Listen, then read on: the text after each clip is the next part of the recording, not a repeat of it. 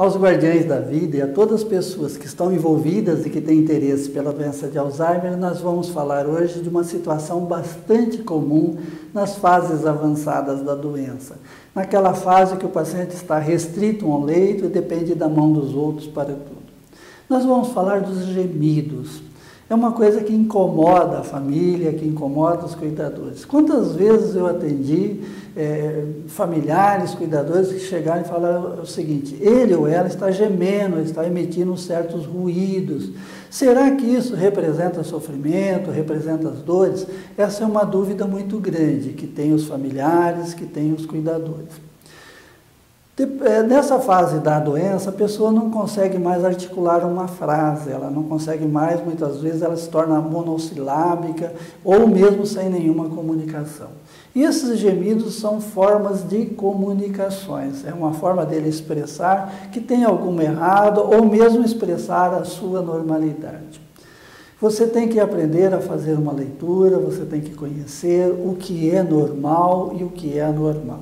Na doença de Alzheimer, apesar de ela ter múltiplas manifestações, vários sintomas, vários sinais diferentes, o indivíduo tem a sua normalidade, ele flutua dentro de uma certa normalidade. Você tem que observar e saber qual é essa normalidade para saber reconhecer também o que é anormal.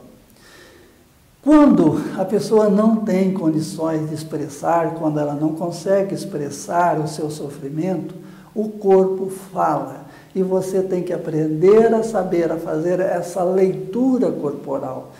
Isso é importante para você ajudar a descobrir se está dentro do estado de normalidade ou se ela está sofrendo. Eu sempre digo que uma maneira bem simples da gente descobrir o que é uma fuga da normalidade, o que é o passar da normalidade para a anormalidade, o ser humano tem a sua zona de conforto. E muitas vezes o paciente nesse estágio da doença, nesse estágio da vida, ela tem a sua zona de conforto, o seu estado normal de conforto. Ela está deitado dentro da sua normalidade. Agora você tem que manipular essa paciente, mudar de lado, mudar de decúbito de 2 em 2 horas, para ela não desenvolver as úlceras de decúbito, as úlceras de escape. Ou mesmo você tem que fazer a higiene dela. Quando você tira ela daquele estado, naquela zona de conforto, do seu estado de normalidade, ela vai mudar o seu comportamento. Ela vai gemer mais, ela vai chorar, muitas vezes você vai ver lágrimas nos olhos, ela vai mudar a sua expressão. Então você tirou ela da sua zona de conforto e está levando ela para uma situação diferente daquilo que é a sua normalidade. E você tem que aprender a conhecer, fazer essa leitura corporal, saber o que é normal e o que é anormal. Muitas vezes o gemido é uma forma de comunicação. Ela não tem como se comunicar, ela se comunica através daqueles ruídos, que é um gemido, que é uma forma dela se expressar normalmente. Mas a leitura é extremamente importante. A leitura corporal, ela começa pela leitura facial. Você tem que saber qual é um facies, qual que é a face de normalidade, Tem pessoas que passam a maior parte do dia de olhos abertos. Tem outras que passam a maior parte do dia de olhos fechados. Até os familiares se questionam, será que ele está dormindo ou se está acordado? A boca também, É normal, o paciente nessa situação ficar com a boca entreaberta, ficar com a boca um pouco aberta. Isso pode levar a ressecamento de mucosa e ter que ser hidratado. E quando ele foge desse padrão? Por exemplo, uma pessoa que sempre ficou de olhos fechados, de repente ela aumenta os seus gemidos e arregala os olhos. Ela cerra a boca ou ela abre mais a boca. Isso pode denunciar um sofrimento, pode denunciar, por exemplo, alucinações. Alucinações levam a medo, levam a terror. A pessoa vê coisas que lhe provocam medo, ou sente, ou ouve, Isso é interessante, essas observações, e tem que ser levado ao médico. Muitas vezes precisa até de medicamento e o paciente acalma essas alucinações. Uma coisa muito importante também você observar é a coloração da pele, a sudorese, né? Se o indivíduo aumentar os seus gemidos e começar a transpirar, se aquela transpiração, aquele suor não é normal no habitual dele, se é uma coisa repentina, abrupta, pode levar a gente supor que ele está com um quadro de dores, por exemplo. A coloração da pele, né? Você sabe que a pele denuncia.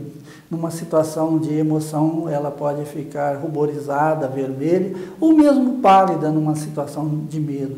Observa a coloração da pele, observe a temperatura, a textura, as rugas dela, né? Aquela expressão de medo, aquela expressão de angústia, tudo isso tem que ser feito uma leitura.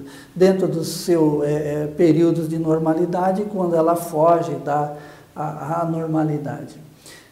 Alguns sinais vitais são interessantes. Os cuidadores têm que, mesmo sendo leigos, não sendo profissionais, eles têm que aprender a medir alguns sinais vitais. Isso é extremamente importante. Se aquele gemido, por exemplo, é acompanhado de uma taquicardia, de uma aceleração do coração, ele tem que aprender o pulso, muitas vezes é fácil, é só treinamento, é pegar a artéria radial, contar as batidas do coração, marcar com relógio de ponteiro. Se ele está com uma frequência cardíaca aí de 120, 130 batidas por minuto, tem alguma coisa de errado. Aquele gemido não está sendo em vão. Também existem aparelhos, né? Tem aparelhos que facilitam a vida. Hoje existem aparelhos de pressão que, além de medir a pressão, fornece a frequência cardíaca. Outro sinal que você tem que aprender a medir é a pressão arterial.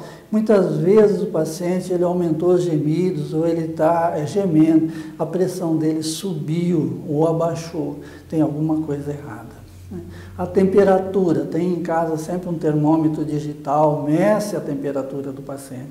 Se ele está com febre, apesar de não ser comum a febre no paciente, muitas vezes ele faz infecção sem febre, mas uma alteração da temperatura, uma temperatura elevada ou uma hipotermia, ou seja, a pressão abaixo de 36,6, 36,8, tem alguma coisa errada.